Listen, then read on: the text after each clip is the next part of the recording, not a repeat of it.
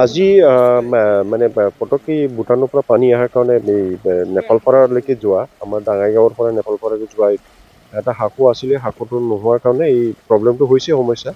এতিয়া যিহেতু মানে হেৰি আছিলে, দুইটা গাঁৱৰ লগত অলপ অমিল হৈ আছিলে, এতিয়া আহি পেলাই ক'লোঁ যে মানে নাওটো মানে ব্যৱস্থা কৰি পেলাই ইয়াতে চলোৱা যাব আৰু আপাততো যিখিনি হেৰি আছে সেইখিনি আমি মিলাই ল'ম।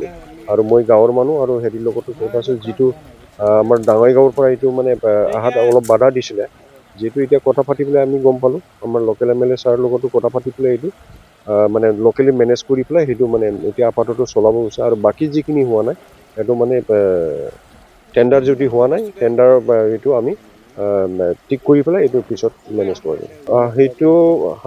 সেইটোতো যিবোৰ দিব নোৱাৰিলে মানে বস্তুটো মানে পটককৈ ৰাতিত হৈ গ'ল এইটো। এইটো মানে পিছত আমি এডুকেশ্যন ডিপাৰ্টমেণ্টৰ লগত আমি কথা পাতি পেলাই কি কৰিব পাৰি